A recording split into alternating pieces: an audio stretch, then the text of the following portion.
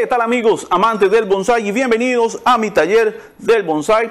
Hoy con las respuestas a las preguntas que todos ustedes hicieron en la publicación que hice en mi página de Facebook. Y es que ya hace bastante tiempo que no hago un video de estos y me pareció oportuno hacer de nueva cuenta un video sobre preguntas y respuestas, porque siempre me interesa que interactuemos un poco y que podamos juntos resolver algunas dudas que siempre quedan ahí a veces como en el aire, cositas que a veces no comprendemos del todo, tal vez en un video, tal vez con una foto, tal vez con algún texto. Entonces siempre queda como la consulta específica, y estas oportunidades pues se prestan para que todos ustedes puedan hacer sus consultas y ver de la forma en como yo les puedo colaborar. Y no vamos a darle más vueltas al asunto, vamos a entrar en la página de Facebook para conocer las preguntas que todos ustedes hicieron y vamos a tratar de darle respuesta una a una. De paso, pues obviamente agradecer a todas las personas que se tomaron su tiempo y dejaron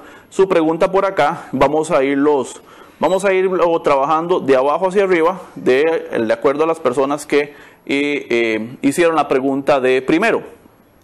Y la primera persona es Arlene Jiménez. Un saludo para doña Arlene. Me consulta sobre en qué momento se poda una bugambilia. Ok. Las bugambilias, como todos los conocemos, o los que no la conocen, son las famosas veraneras o trinitarias, se conoce en otros países. Este tipo de arbusto, que es bastante conocido en lo que es América, Latinoamérica, para lo que es bonsái, la forma de podar o el momento adecuado de podar, no solamente las bugambilias, sino cualquier árbol en general, depende de, primero, que el árbol esté vigoroso, ¿verdad? Esa es una cosa que yo siempre repito en mis videos. El árbol debe estar sano, el árbol debe estar vigoroso para que pueda soportar la poda. Ahora, depende del tipo de poda que le vayamos a hacer. Si es que la vamos a extraer o que vamos a hacer una poda muy fuerte, en realidad pues sí necesitamos que el árbol tenga cierto nivel de salud y ojalá que esté activo, que esté brotando en ese momento. ¿Cuándo no recomendaría tal vez yo podarlo? Cuando está en plena floración, cuando el árbol está completamente floreado, que es por lo general en estas épocas que estamos ahorita, donde el verano está en lo más y mejor y hay mucho calor, las veraneras están súper activas y están floreando. Depende de lo que vayamos a hacerle, yo esperaría, hasta por una cuestión de disfrutar las flores, dejar que el árbol acabe su periodo de floración. En el momento en que la flor ya empieza a perder su tono, ya la flor se empieza a marchitar, ya no vemos ese color tan brillante, tan atractivo, entonces es un buen momento para limpiar todas las flores y hacer la poda que necesitemos. Eso va a fomentar y ayudar a que la bugambilia vuelva a brotar y vuelva a recuperarse mucho más rápido. Es claro saber que un árbol que esté enfermo o un árbol que tenga algún tipo de plaga no se puede podar, porque lo que vamos a hacer es debilitarlo más. Entonces, doña Arlene, el momento de poda de una bugambilia, pues en realidad en cualquier momento del año lo podemos hacer, siempre y cuando el árbol esté sano y esté activo. Activo en el sentido de que esté brotando, que veamos que está o produciendo hojas, o produciendo brotes nuevos, o produciendo flores. Bajo esas condiciones usted puede podar su bugambilia en el momento que quiera. Ok, seguimos. Don Azael me pregunta si es aconsejable echar más arena que tierra. Don Azael, por lo general nosotros plantamos bonsái en sustrato volcánico al 100%. Ya yo he explicado en el video sobre sustratos la razón por la cual no usamos tierra. Lo voy a explicar rápidamente porque obviamente usted hizo la pregunta y yo con mucho gusto le respondo. El tema de la tierra, don Azael, es que la tierra se degrada, la tierra tiende a apelotarse y eso afecta el crecimiento radicular del árbol. Es decir, las raíces no van a tener la suficiente libertad para poder crecer finas, que es lo que ocupamos, porque son las encargadas de transportar nutrientes, transportar agua, en fin. Entonces ocupamos esa ramificación de raíces que sea fina y no que sea gruesa. Ahora, si se combina la tierra con arena, pues obviamente eso le va a dar soltura. El asunto es que siempre va a seguir tierra. Mi consejo es que pueda dar ese paso de plantar en tierra y a buscar un sustrato inerte, que en este caso podemos utilizar piedra volcánica, puede ser de la roja, puede ser de la negra, puede ser piedra pómez, una combinación, no piedra pómez al 100%, obviamente. Podemos buscar molejón molido. Se ha hablado en muchas ocasiones y he visto en muchos sitios donde tal vez el componente más parecido a la acadama son las tejas, lo que se usan para techar, que es como un tipo de arcilla cocinada. De hecho, la acadama es un tipo de arcilla cocinada. Entonces, la persona que tiene acceso a este tipo de tejas, que las utilizaban para techar en las casas de hace unos años atrás, las machacan, las deshacen, ¿verdad? En piedritas, ojalá de un mismo grosor, de una misma granulometría, sería el nombre correcto, y con eso lo pueden utilizar para sembrar lo que es bonsai, porque es tal vez lo más parecido a la acadama. En fin, el tema es que usted ocupa un sustrato que sea poroso, que tenga buena transmisión o transición de agua y nutrientes para lo que es el árbol, y un sustrato que retenga cierta humedad para que el árbol tenga donde nutrirse, donde hidratarse, y también que sea suelto, que no sea permace, para que el árbol pueda desarrollarse libremente. Hay un intercambio de oxígeno, agua, nutrientes, en fin. Ese tipo de cualidades o características las necesita tener el sustrato, y nosotros lo hemos encontrado de esta parte del mundo, en lo que es América Latina, Centro y Suramérica, que el sustrato volcánico es un medio inerte, es un medio poroso que retiene humedad, que favorece la transición o la transmisión de agua y nutrientes con las raíces del árbol. Entonces ha funcionado muy bien. Lo que es la arena y lo que es la tierra en combinación, en mi opinión y en mi experiencia, yo no la recomiendo. No quiere decir, ojo, que no se puede hacer. Si sus medios le permiten solamente eso, pues, ok, yo le diría que haga una combinación 70-30, por lo menos 60-40 entre tierra y arena, para poder manejar algo un poco más suelto y que el árbol pueda nutrirse. Buscaría la forma tal vez de agregarle algún compuesto orgánico para que el árbol tenga un poco más de nutrientes donde pueda abastecerse. Entonces, en fin, por ahí más o menos va el tema con respecto a los sustratos. Y si le queda alguna duda más, en la galería de videos acá en el canal, usted puede buscar los que tienen títulos sobre sustratos, y ahí yo amplío mucho más el tema. También don Azael me pregunta sobre cuál es la mejor forma para darle un estilo a un arbolito.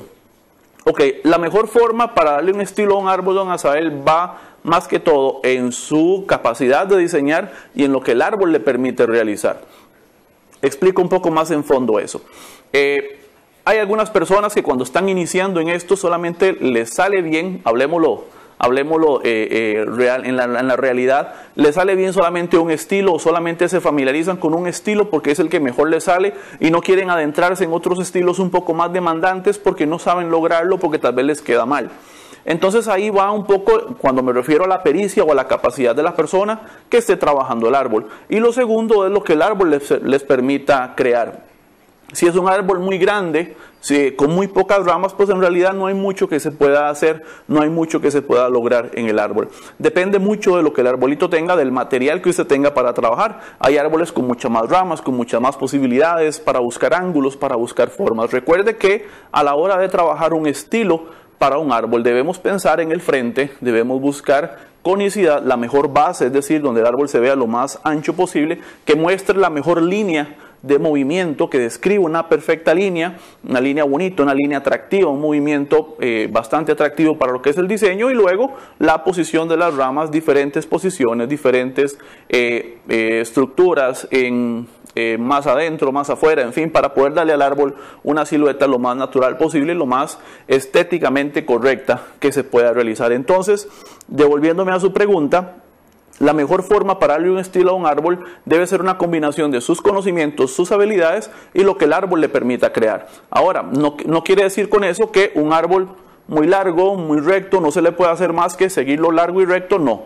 El árbol se puede torcer, el árbol se puede compactar. En el video pasado yo compacté un pino negro, justamente uno como estos, un plantoncito joven que era recto justamente, con poquitas ramas, y lo compactamos, hicimos algo muy pequeño, muy compacto, muy bonito, que también se prestó para el momento, en el uso correcto de la técnica. Entonces, la forma de darle un estilo al árbol refiere en lo que el árbol permita y lo que sus capacidades y conocimientos también le permitan crear. Ok, seguimos. Don Luis Carlos Martínez me hace dos preguntas. La primera, que si puedo explicar cómo hacer un injerto de rama en un olmo. Ok. Don Luis, los injertos, no solamente en olmos, sino en la mayoría de las especies, hay varios tipos. Hay un injerto por aproximación, un injerto por perforación y un injerto por lo que es por estaca o por yema. ¿Cómo hacerlo? Pues ahorita en el video pues iba a costar un poco hacer toda la explicación, pero en realidad tal vez la más sencilla de hacer es por perforación. ¿Qué necesita? Si usted necesita una rama, por decirle algo, en este lado, digamos que esta rama no existe y usted necesita una rama en este lado en su olmo, lo que ocupa es una rama en alguna parte de acá para poder dejarla crecer bastante, y en el lugar donde ocupa la rama, por el lado contrario, hace una perforación de lado a lado del tronco. No tiene que ser exactamente atravesándolo por el medio, puede ser por un sector, por un ladito nada más, con una broca delgada, aproximadamente del grosor un poquitito más gruesa que el grosor de la rama que va a trabajar. Se necesita que sea una rama joven, una rama larga, flexible, ¿verdad? Se hace el hueco a una velocidad controlada, porque si lo hace con un taladro a mucha velocidad va a quemar lo que es la corteza del árbol y no va a poder cicatrizar. Entonces, hace la perforación del tronco de lado a lado y pasa la rama de lado a lado y la deja en la posición en la que quiere. Se fija en ambos lados y se deja quieta y se deja crecer la rama. Todo lo necesario hasta que se fusione, hasta que la parte de donde sale, la salida de la rama, sea más gruesa que la parte por donde entra. ¿Cuánto tiempo debe pasar? Lo necesario. Lo necesario pueden ser meses, 2, 3, 6, 8 meses, lo necesario para que la rama crezca lo suficiente y, como le digo, la salida sea más gruesa que la parte de la entrada. Eso quiere decir que ya la rama en el sector de la salida está fusionada. Entonces usted con toda confianza puede eliminar la parte contraria, elimina el resto de la rama y ya el árbol le quedó con la rama en la posición que la necesita. Es tal vez como la forma más sencilla de hacerlo, tal vez la forma más segura de realizarlo, es un injerto por perforación. Ok, la otra pregunta de don Luis me dice que si puedo explicar el proceso para hacer retroceder el follaje en una rama. Ok, cuando hablamos de retroceso en follaje, ahí influye mucho el tipo de especie con el que estemos trabajando. No es lo mismo trabajar con un ficus que trabajar con un pino negro o trabajar con un junípero, en este caso tal vez un ciprés. Entonces bien, vamos por lo más sencillo. Hablando de una bugambilia, hablando de un olivo, un ligustrum vulgare, o hablando de un ficus, para dar 3 ejemplos. Esta especie tiene la capacidad de brotar, aun cuando usted corta la rama por completo, o aunque no deje ningún tipo de follaje en la rama. Es decir, si yo dejo la rama completamente limpia, si esto era una rama muy larga y tenía solamente follaje en la punta, yo puedo cortar perfectamente acá y dejar la porción de rama que necesito, y en estas especies que le acabo de nombrar, el ficus, la bugambilia o el ligustrum vulgare, para dar 3 ejemplos solamente, está la piracanta, están otras especies, ella tiene la capacidad de volver a brotar y de regenerar su follaje a pesar del pedacito que yo le dejé. Si estamos hablando de un pino, la forma para retroceder el follaje es mediante poda. Si yo a un pino de estos le corto, digamos a este pino mío, yo corto toda esta rama y dejo solamente la porción 1 pulgada y resto de donde no hay follaje y corto de ahí para allá y elimino todo esto, va a ser sumamente difícil, por no decir imposible, que él vuelva a brotar de esta parte. Entonces lo más seguro es que esa rama se va a morir. Lo mismo en un junípero.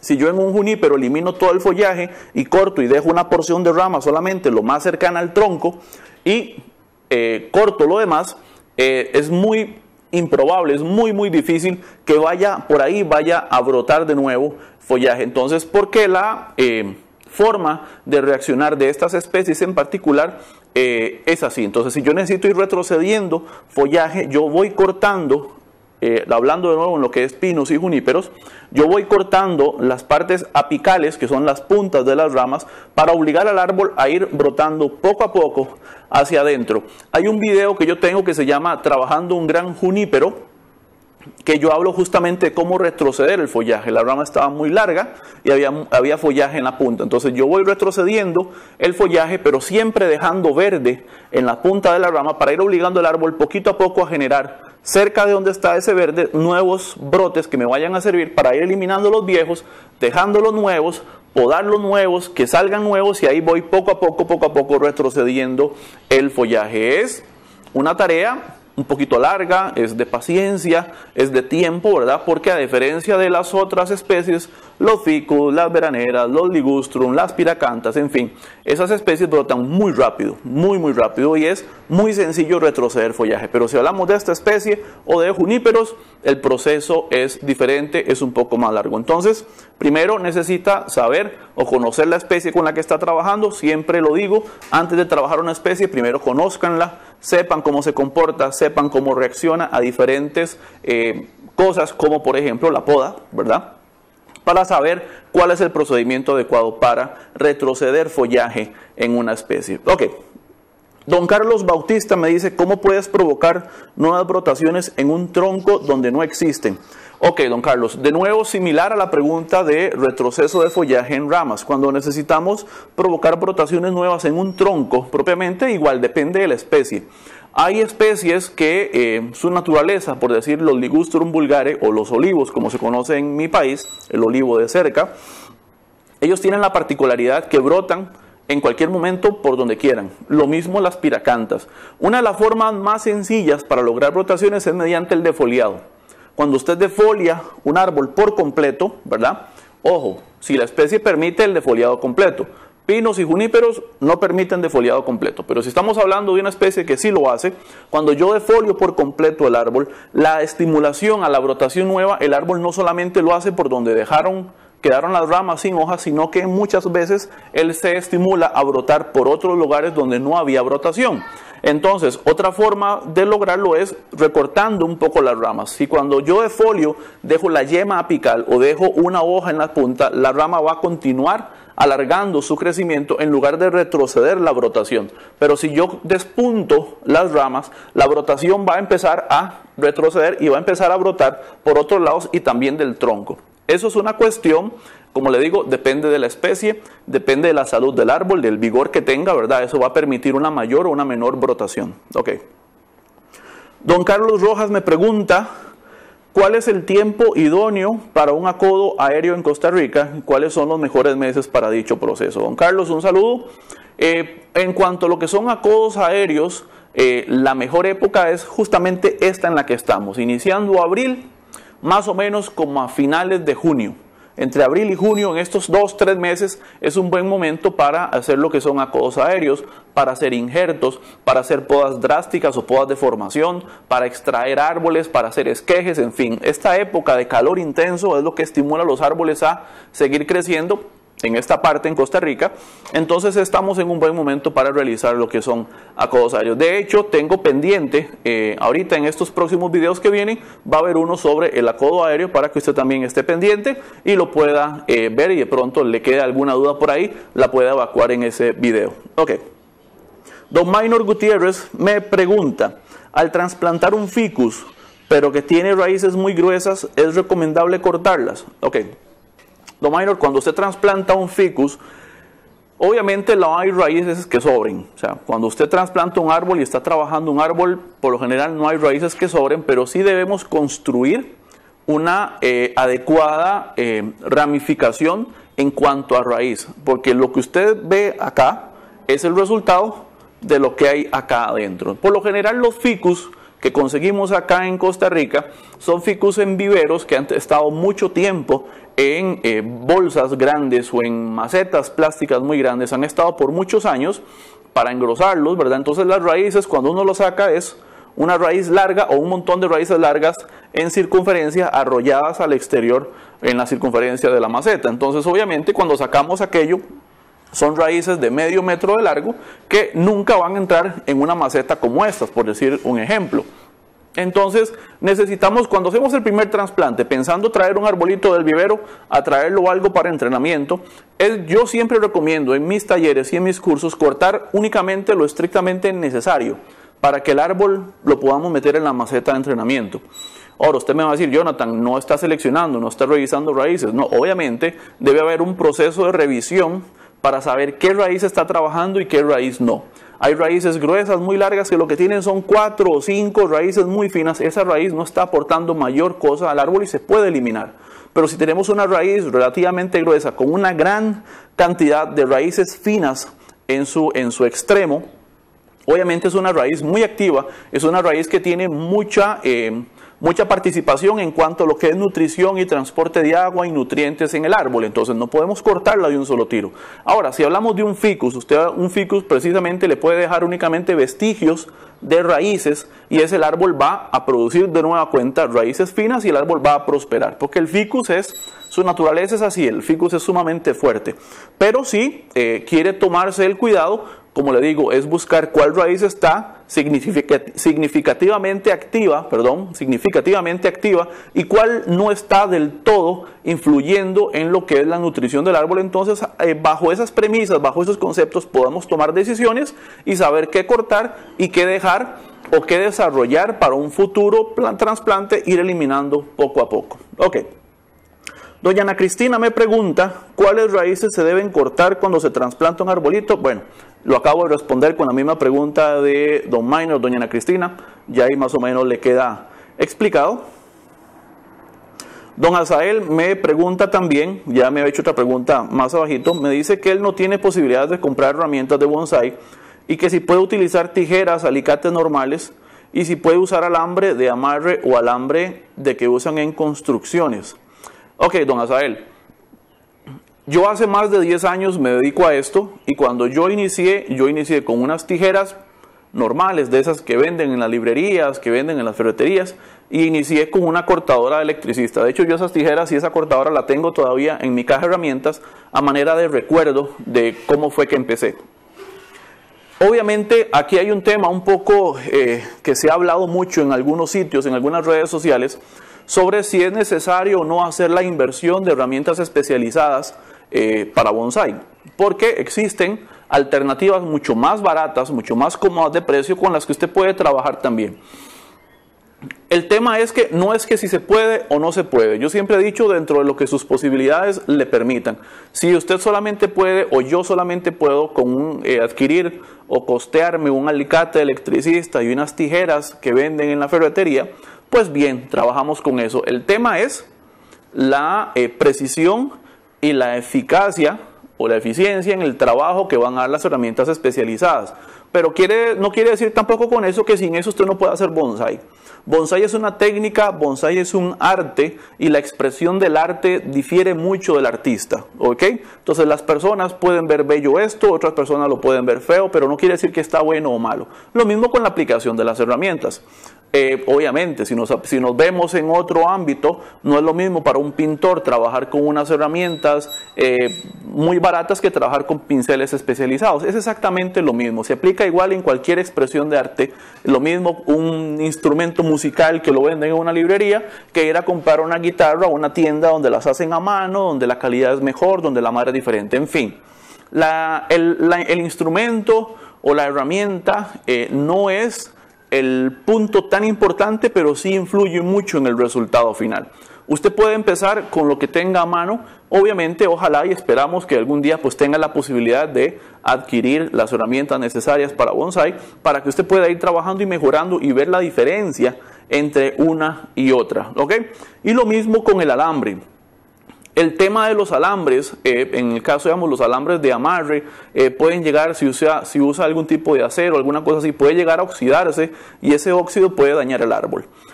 Nosotros utilizamos alambre de aluminio, que si puede conseguir alambre de aluminio, pues enhorabuena.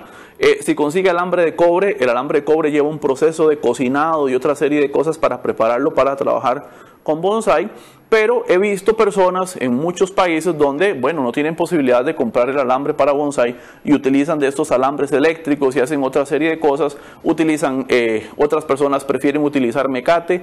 Todas las opciones son permitidas, como le digo, dentro de las posibilidades nuestras. Yo le aconsejo que antes de estresarse o antes de preocuparse porque no tiene lo necesario, se preocupe por aprender bien el arte. Los medios o las herramientas hasta cierto punto, ojo, hasta cierto punto son secundarias. Obviamente, como le digo, influye mucho en el resultado y en la calidad del trabajo, en eso estamos totalmente de acuerdo, pero no es un requisito vital para que usted pueda aprender el arte del bonsai, ¿ok? Y me quedan dos preguntas más. Dani me dice que me muestra una foto, un árbol es un escampagallina, el otro es un Ficus Green Emerald. me pregunta que en qué fecha los puede trasplantar a colador, que él es de la zona sur del país. Dani, yo aproveché y te respondí de una vez ahí por la página. Pero el trasplante a colador, ahorita estamos en época de trasplantes, puede hacerlo sin ningún problema. Igual, abril, mayo, junio, primera, segunda semana de julio todavía aguanta lo que es el trasplante. Asegúrese, sí, como le digo, el único requisito, como hablé al inicio, es que el árbol esté saludable. Cualquier trabajo que usted le vaya a hacer a un árbol necesita contar, primero, conocer la especie, saber cómo va a reaccionar, y dos, estar seguro que el árbol está saludable, que el árbol está vigoroso, que el árbol está activo. Activo me refiero no que esté justamente brotando, pero sino que se vea que en realidad el árbol se está moviendo. Hay árboles que pasan mucho tiempo y el árbol de ahí no pasa, usted no ve que crece, usted no ve que saca una rojita, no ve que florea, si es que florea, no ve que el árbol no hace nada. Entonces algo está sucediendo ahí, ¿verdad? Cuando conocemos la especie sabemos que, por ejemplo, en pino negro, ellos tienen periodos de crecimiento y periodos en los que se estacionan y no se mueven, ¿verdad? Entonces, conociendo la especie, pero en el caso de los dos que usted me muestra en la fotografía, se ven bastante saludables. Yo les recomiendo que lo puede hacer. Use ojalá sustrato, quite la tierra, use un sustrato volcánico ojalá, y espero que donde los tiene sea únicamente para efectos de la fotografía, porque los arbolitos, si los tiene dentro de la casa, los arbolitos no le van a durar mucho, por más colador, por más sustrato y por más cuidados que tenga. Recordemos que el bonsái es un árbol. Se trabaja con árboles o arbustos maderables y como tales necesitan estar afuera, necesitan recibir de las inclemencias del tiempo, el sol, el viento, la lluvia, el frío, el calor, etc. Entonces, ojalá que sea por efectos de la foto, como te digo, y que los tengas en un lugar adecuado. Y la última pregunta me la hace Dani justamente, y me dice que ha visto mil videos en YouTube sobre sustratos para bonsái, pero siempre habla de materiales con nombres extraños. Sería bueno tocar el tema de sustratos con materiales que se consigan de manera sencilla en Costa Rica. Ok, Dani, la pregunta la respondí también en este mismo video para don Asael también, que me hablaba sobre combinar tierra con arena. Lo más sencillo de conseguir acá en Costa Rica es la piedra volcánica. Prácticamente en cualquier lado se consigue, lugares donde vendan piedras. Lo que nosotros usamos es, para que me entendas, es quintilla, la piedra, la pequeñita. Obviamente eso hay que zarandearlo, hay que quitarle el polvo, hay que lavarlo un poco porque suelta mucho polvo, y la acumulación excesiva de polvo en el fondo de la maceta lo que va a hacer es dañar el árbol. Entonces, bien, sustrato volcánico. Puedes combinarlo 70-30 con piedra pómez, si consigue, genial. De hecho, este árbol, este pino negro, yo lo tengo con un sustrato 70-30, piedra volcánica roja y lo que es piedra pómez. Así es que es tal vez lo más común, lo más sencillo de conseguir en cuanto a lo que son sustratos. Así es que espero que les haya servido. Esas son las respuestas a las preguntas que me hicieron en mi página en estos días. Espero que a todos ustedes les haya quedado clara la respuesta. Traté de ser tal vez lo más conciso posible en la respuesta para que les quede de la mejor manera posible, que lo hayan entendido. Igual, si les queda duda, ya sabe, puede volverme a generar la pregunta y yo con mucho gusto. Y viendo esto, he querido hacer algo para tener un poco más de comunicación con todos ustedes que me ven en otros países y a veces no tienen la opción de poner la pregunta en una publicación o en un video. Así es que si usted quiere mantener contacto conmigo, quiere hacerme una pregunta, quiere mandarme una foto, quiere pedirme un consejo, simplemente quiere saludarme, como muchos de ustedes amablemente lo han hecho en más de una ocasión, me escriben y me contactan. Yo les voy a poner acá mi número celular con el que se pueden comunicar por WhatsApp, que es el 506, es el código de área 506-8637-0582. Código de área 506 y el número es 8637-0582. Ese es mi número para que usted pueda contactarse conmigo y pueda hacerme las consultas que desee. Podemos conversar, podemos ver fotos, podemos analizar casos, podemos en fin conversar todo lo referente a bonsái. Solamente les pido, sí, que si me tardo en responder, me tengan la paciencia del caso para yo, en el momento que tenga la posibilidad, poderles responder sus preguntas, sus saludos, y que podamos conversar y que podamos hacer algo un poco más personalizado, algo más de usted y yo, para que podamos seguir creciendo en este hermoso arte del bonsái. Así es que Esto fue todo por el día de hoy, espero que les haya gustado. Ya lo dije, si le quedó alguna duda, hágamela saber en los comentarios al pie de este video. No olvide darle like a mi página en Facebook y suscribirse a su canal de videos, Mi Taller de Bonsai, para aprender haciendo. Nos vemos, chao.